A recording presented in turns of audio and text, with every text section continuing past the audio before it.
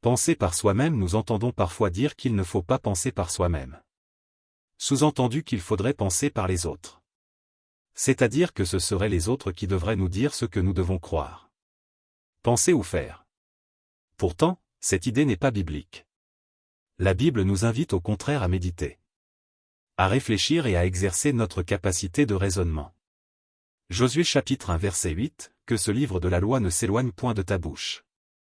Médite le jour et nuit, pour agir fidèlement selon tout ce qui y est écrit. Car c'est alors que tu auras du succès dans tes entreprises. C'est alors que tu réussiras. La parole de Dieu nous demande donc de méditer. Méditer, c'est réfléchir par soi-même à ce que Dieu dit. Les personnes qui affirment que l'on ne doit pas penser par soi-même oublient une chose essentielle. Nous devons tous faire des choix. Et si nous choisissons d'écouter quelqu'un, c'est bien parce que nous avons d'abord décidé de le faire. Ce choix est déjà le résultat de notre propre réflexion. Les Béréens nous donnent un excellent exemple. Actes chapitre 17 verset 11, ces Juifs avaient des sentiments plus nobles que ceux de Thessalonique. Ils reçurent la parole avec beaucoup d'empressement. Et ils examinaient chaque jour les Écritures, pour voir si ce qu'on leur disait était exact. Les Béréens ne croyaient pas aveuglément ce qu'ils entendaient. Ils vérifiaient dans les Écritures. Ils voulaient faire un choix éclairé en examinant eux-mêmes la parole de Dieu. Si nous pensons uniquement par un autre, nous acceptons aussi le risque qu'il se trompe. Et si cette personne se trompe, nous subirons les conséquences d'un choix qui n'était pas véritablement le nôtre. Chacun devrait donc se poser cette question. Préférons-nous suivre le choix d'un autre? Ou faire nous-mêmes le choix de suivre ce que Dieu enseigne dans sa parole? Tout cela implique notre intelligence, notre réflexion et notre discernement.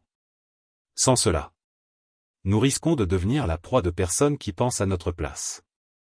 L'apôtre Paul écrit, Éphésiens chapitre 4 verset 14, « Ainsi nous ne serons plus des enfants, flottants et emportés à tout vent de doctrine, par la tromperie des hommes, par leur ruse dans les moyens de séduction. » Si nous avons seulement la foi d'un homme, ce n'est pas notre foi.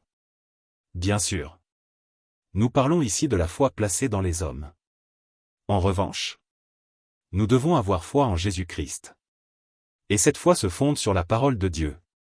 Romains chapitre 10 verset 17, ainsi la foi vient de ce qu'on entend. Et ce qu'on entend vient de la parole de Christ. Mais, là encore, ce n'est qu'en réfléchissant par nous-mêmes que nous pouvons prendre les Écritures au sérieux. Personne ne devient chrétien simplement parce qu'un autre l'a décidé pour lui. La Bible enseigne qu'il n'y a qu'un seul intermédiaire entre Dieu et les hommes. 1 Timothée chapitre 2 verset 5, car il y a un seul Dieu. Et aussi un seul médiateur entre Dieu et les hommes.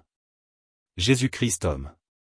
Nous sommes donc personnellement responsables devant Dieu.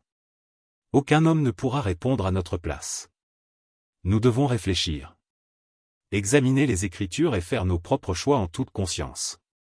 C'est pourquoi une étude sérieuse de la Bible est indispensable. En analysant ses enseignements, notre capacité de raisonnement se développera.